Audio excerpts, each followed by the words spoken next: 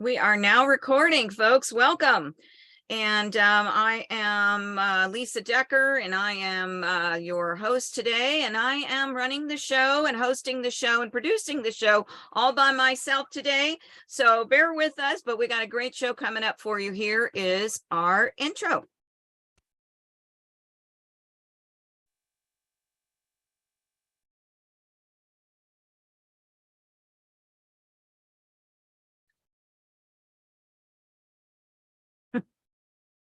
Well, we're trying to play it. Here we go. Are you considering divorce? Are you dealing with it now? Are you on the other side and not sure what comes next? You've come to the right place. Welcome to the Divorce Do's and Don'ts Show with your host, Lisa C. Decker. Well, thank you so much. I am so excited to be here today and have some great guests for you. As you heard, I'm Lisa Decker, your host. I'm a certified divorce financial analyst, a real estate collaboration specialist in divorce. And as of 2022, I am now a certified amicable divorce professional.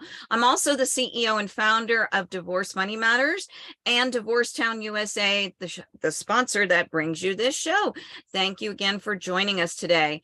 As we continue with National Financial Literacy Month, today we want to focus on one of the most expensive divorce traps: tax consequences of not dividing marital assets efficiently. And to help us with this, it's our privilege to introduce two Divorce Town USA financial experts, Kelly Hazel and Peter Weinbaum. Kelly is a financial planner, a licensed registered rep, and a CPA.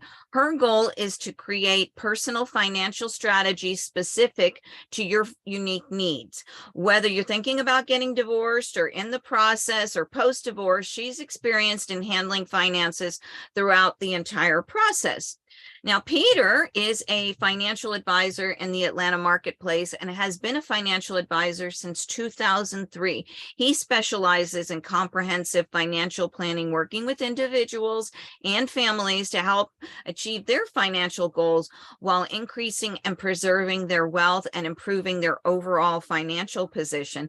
So welcome to the show today, Peter and Kelly. You got to come on, take your... let's see. I want you to speak. Thanks, Lisa. I appreciate being here and looking forward to the show. Thank you, Peter. You just need to take yourself off mute. At the bottom here, you're having trouble. Folks, I got to tell you, we've been having all kinds of trouble here with technical issues today. So we appreciate your patience as we work through all of these things. Let me see if I can help Peter out. Peter, hang on. Go. Yes. No. Excellent. Hi, everybody. Hello. All right. So let me close that and get back to our show at hand here. So let's start with Kelly. So, you know, a lot of people have 401ks or other type of retirement accounts, similar accounts, qualified accounts. Is the transfer of those types of accounts a part of a taxable event? So let's kind of start with the 401k. So a 401k, if you transfer the 401k, and that would be from one custodian to another, for example, Fidelity to another Fidelity account in your own name, then no, that's not a taxable event. However, if your ex-spouse actually has a distribution made from their 401k to you, yes, that could trigger federal taxes, possibly state taxes, depending on the state you're in, and then possibly an early withdrawal penalty. So, and one thing I would mention too with the 401k specifically is you want to have a qualified domestic relations order, simply called a quadro, in place prior to doing this transfer. Whether you're transferring it or not, you want to have that quadro in place because that will give you the same tax benefits that they had at the original 401k will just transfer over to you into an IRA that's in your own name. So no tax consequences if you transfer. If you get a distribution, yes, you will have the tax consequences.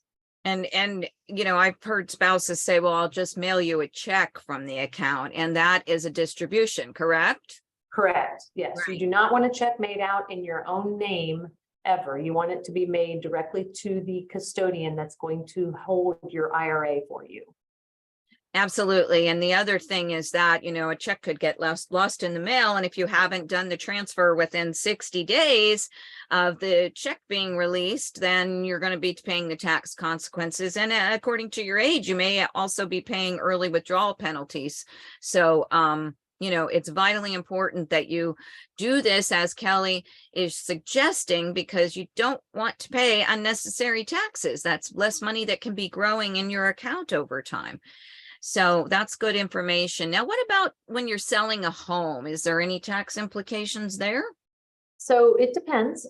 So currently there is a capital gains exclusion of $250,000 per person. So if you're still married and in the process of getting a divorce, but you're still married and you sell the home, then it's $250,000 for each spouse. So a total of $500,000 that you can exclude from your taxes. So more than likely, you're not going to have to pay any capital gains tax on the sale of your home. If you do it after your divorce, then you only get the $250,000. So it's very important that you make a wise decision and think about all the financial consequences as well as the tax consequences before you decide what to do with your home in a divorce. Absolutely. And, that's what we talk about among those of us who are in the divorce arena and financial matters. This is multi-layered. You can't just look at one particular asset or one particular debt. Everything has to be examined on that marital balance sheet, line by line, to individually look at the impact and the impact to the marital balance sheet overall. How do these decisions affect other things as well? So in the division of assets, is the tax impact the same whether I take a bank account or an investment account like stocks? Absolutely not. Every asset is unique and different. And that's why, like you just mentioned, it's very important to basically, one, do your research, two, have a financial planner or CDFA, CFP in your corner, helping you analyze all this, as well as an attorney involved. But no, so like a bank account, that is after-tax contribution. So you would be taxed on any earnings, which are typically very little, because the average interest rate on a savings account currently is around 0.2%. If you have an investment account, that's also after-tax contributions. So you will be taxed on any earnings, interest, dividends, capital gains, anything associated with the increase in that investment account, you would be taxed on. And then if you have an IRA and you say, oh, well, you keep the savings account and investment account and I'll take the IRA. Well, the IRA is before tax contribution. So that means, in very simple terms, everything you take out of that IRA will be taxed when you take it out. And potentially, like you mentioned earlier, the early withdrawal penalty if you're under 59 and a half. So not all assets are created equal. They need to be researched, analyzed, and some numbers crunched, for lack of a better word, just to make sure you're getting a fair and equitable distribution. Yes, so important. And I'll add to that, when you're transferring stocks and investments like stocks, ETFs, whatever your money manager is helping you with, wherever you have your money invested, when you do that transfer, ask for a similar basis, like basis for both spouses, so that one of you doesn't end up paying more taxes than the other. And that can be written into your settlement agreement. Okay, Peter, we've got some questions for you now. So what are the first things you would do or recommend to our viewers if they're going through divorce to protect their post-divorce investments? Yes, of course. So I've got 4 recommendations I'm going to focus on right now. First one is I'd like you to think about building your team of professionals. Many of you are, quote, the outspouse, the person that potentially didn't manage the money during the marriage. You've got your Maybe your husband managed the financial advisor, the banker, the attorney, the CPA, and now it's all on you. So one of the things, and you do it step by step, Rome wasn't built in a day, that you start building your team of trusted advisors. Why that's so important is accountability and just knowing you've got a lot of expertise around you that can help you get through this process. The second thing is you want to focus as you're transitioning out, assuming you haven't done it yet, is focus on any mistakes in your settlement agreement. You know, a lot of times there can be mistakes. You both, you know, the husband and wife decide what they want, but maybe the settlement agreement doesn't reflect that. So check it 2 times, 3 times, just make sure that it is correct. And then once you have, just make sure that whatever you agreed upon, that you have a process and a clear plan about getting it through, especially if you're trying to do a lot of this on your own. Attorneys help you with this stuff, but you want to make sure that with the IRAs being split, the quadros that Kelly mentioned, that everything is done, and just make sure you keep on top of it.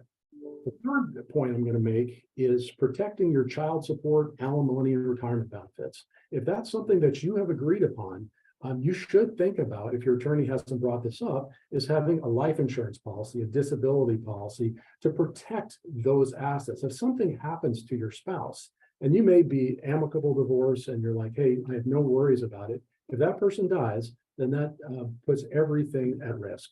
So you can be the owner of the policy. There's other ways to do this as well, but make sure that that amount of money is protected.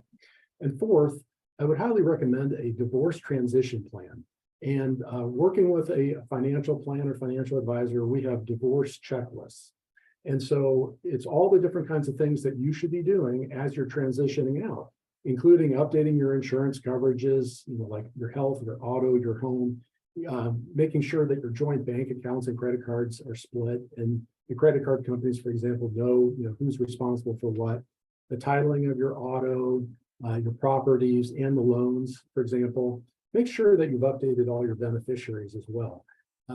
That's, you know, as a financial advisor, I hear about this stuff all the time where, hey, you know, I didn't change my ex-spouse off my life insurance policy and something happens. Your estate plan, you know, your will, your trust, your power of attorney, healthcare directives, make sure that's updated. And then finally, whether it's by yourself or with your planner, work on a budget. I think that's really important. Those are fabulous tips as well. We're getting some really in-depth information from both of these experts today, and I hope you're taking lots of notes because this is great information. There's so much to all of this, and we could spend hours talking about this from all of our experience. But the point of the matter is that you want to work in conjunction with a person who is very familiar working with divorce situations, has a certification of some kind that relates to divorce or taxes or something of that matter. And also that works well with your attorney, because that you want your team to be in sync. And I know from my experience that there's many times that I've done the divorce financial plan, and then at the end, clients bring me their settlement agreement before it's signed off final, after the attorneys have drafted and reviewed and the clients have looked at it for one last look from a financial perspective. And that helps to avoid issues like what I said earlier, you know, where one spouse got the higher tax basis on the stocks, and it cost a client that did not do this, did not allow me to review. It cost her $60,000 in taxes because the language was changed from what we had agreed upon. So, you know, there's a lot of things that you can do here to protect yourself. Going into it smart, coming out of it smart will give you the best start for the next chapter of your life. So, Peter, we've talked about this in depth now, and I think, you know, you can go a little bit further, but why is it important to choose someone who has this special niche as a divorce financial planner, or that works in this world full time kind of thing? Well, I guess the simple way of explaining it is, if you had a heart issue, would you see a general practitioner or a cardiologist? And why would you do that? It's because you're hoping to get better advice, right? So if you find the person, and you know, to me, who markets and specializes in divorce, that niche, One way to see that is the person has a certified divorce financial analyst, the CDFA, Lisa, like yourself, and I know I do as well. We've been trained to really go deep into the issues of divorce, including, developing all the scenarios if people are going through divorce and what to do. And then the transitioning, which, a typical financial advisor may or may not go through. Hey, what are all those steps that I covered before as you're transitioning to become a full single person? So I think that's important. I think being a financial planner as well, and a certified financial planner, just means you have a higher level of education and experience in making sure that you have, as the divorcee, are getting the knowledge and meeting the needs of what it's going to be in your new life, whether it's taxation, as we've been talking about, retirement planning, education, and so on. Doing a comprehensive retirement plan look is really important. So I think the divorce specialist and the deep financial planning, I think, really makes a big difference. It's also not just that, but it's also getting the gotchas of the world. So, sometimes as you're going through some things that you're like, oh, I wish I would have thought of that. Well, if you're working with a divorce specialist, that person may be able to think about, what, you should be thinking about this or that. That might not be covered otherwise. Yeah. Yep. And I will tell you that Kelly's going to be joining us in the ranks as a CDFA soon. And so, you couldn't get better folks to help you here. And both of them can be found at divorcetownusa.com. So we're going to ask you one more question here, Peter, and then I'm going to open it up and see if you both have any thoughts you want to share. But should I use my husband or wife's financial advisor moving forward as I exit out of divorce? What are your thoughts on that? Well, I see it both ways. You may have a familiarity and a like of the current financial advisor. I think the question is whether you feel confident that that person is going to share your information or not. You may not care, you may care very much. So if that is a concern, then you probably should start building your own relationships. I think it's always good to see what else is out there and see what else can be covered by, again, does that financial advisor, CPA, mortgage broker, do they have divorce specialties? And again, I think it makes a big difference. So I would keep an open mind about it, but certainly, if you're worried about the sharing of information because the spouse has a special relationship with that person, might be a reason to do that. Yeah, that's good advice because I have seen that happen. I won't share, but I have seen that happen. So, it may be better to start anew, look around, or you may decide you want to go back if you feel comfortable with that. That's up to you. But there's some good advice there. How do you feel about that, Kelly? No, I agree 100%. But I work a lot with just one side of the divorcing party. But I've also had a few couples that have come through the Amicable Divorce Network, and I've worked with both sides. And you have to remain impartial, and you have to keep their information separate, just like Peter said. So it's just really depends on your comfort level. But I've done both, and I really prefer the Amicable better because usually you can have good open conversations and try to really come up with what's equitable and fair for both sides. Right. Yes. And I've been working as a financial neutral for half of my 15-year career in this world of divorce, and I will never go back. I love working with couples who want to uncouple in a saner, savvier, money-saving way. And so, we are very blessed to have the Amicable Divorce Network here in our area, and we hope it continues spreading across the country, giving people a much better way to go through the process, and hoping that they add financial neutrals or financial advisors for either side if they feel more comfortable. But bringing the team together is what we're talking about here. There's a three-legged stool we talk about in divorce: the legal, the financial, and the emotional. Getting the emotional support as well, because it's really difficult to make sound decisions if your emotions are out of control. So getting someone to help you with that, getting the best financial advice and the best legal legal guidance will give you the best outcome to start anew. And from there, you may need to add ancillary professionals like mortgage brokers and realtors and insurance people. And for the mortgage industry and the real estate industry, there are special divorce designations. So looking for those who understand the nuances of divorce versus your typical affairs. So this has been great, guys. Let me ask you if you have any parting words that you want to share here. Peter, let's start with you. I would just say it doesn't have to be by yourself. Get your team of people around you. I think too many people just try to figure it out on their own. It's going to take more time, and just find people that you trust, and go from there. And things will get better. Great. And I will add that, sometimes do it yourself ends up costing you more because you make mistakes that sometimes cannot be undone, costly, permanent mistakes. So, investing in your financial future by working with the right professionals can actually save you money. I know that I found many times that the savings that I brought to couples was more than the fee that they paid me. So think about it that way. It is an investment in your future. And Kelly, how about you? Some parting words here? So I tell all my clients who come to me either contemplating or going through a divorce is you have one chance to get it right in my mind.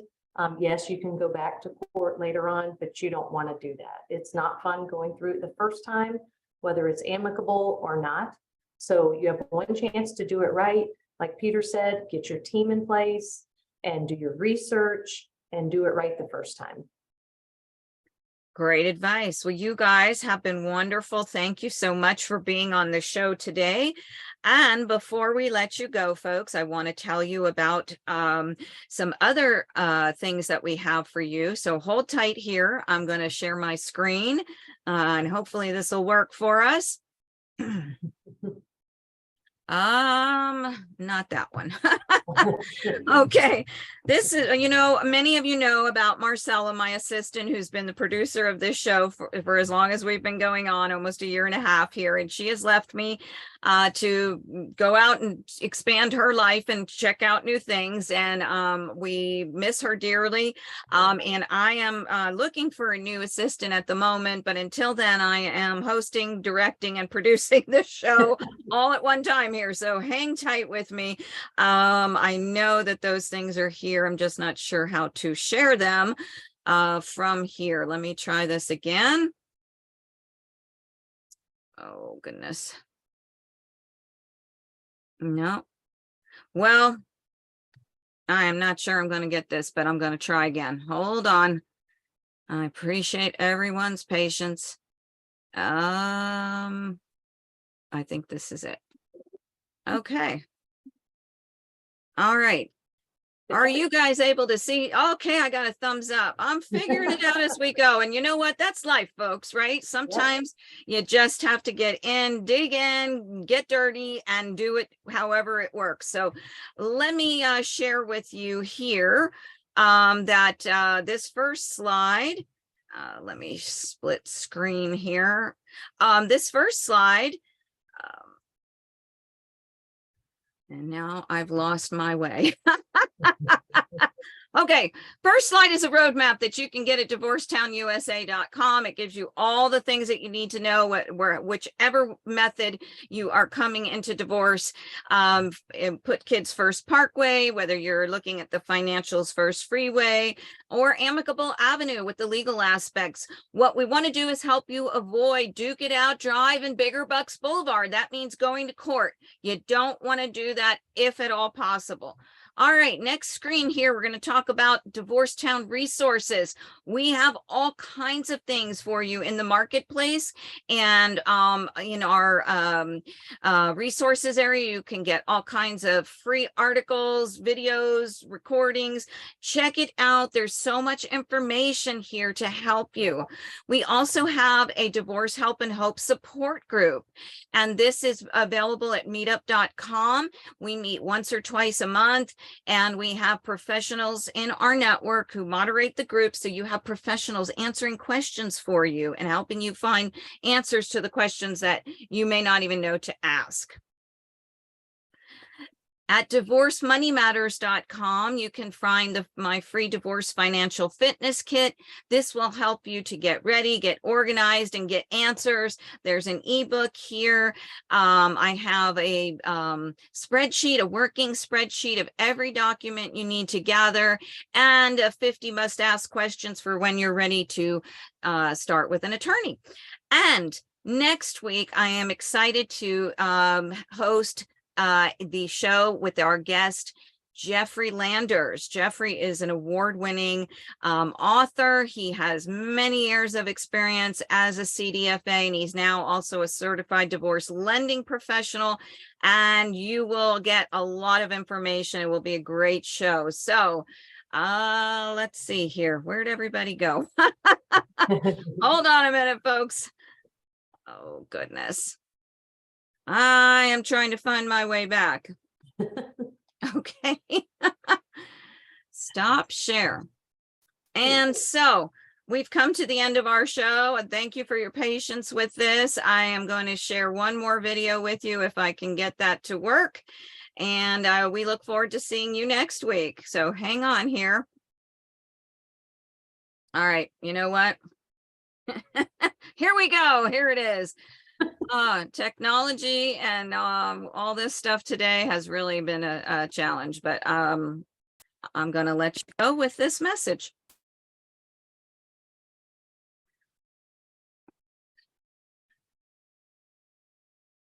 As soon as I can find the start.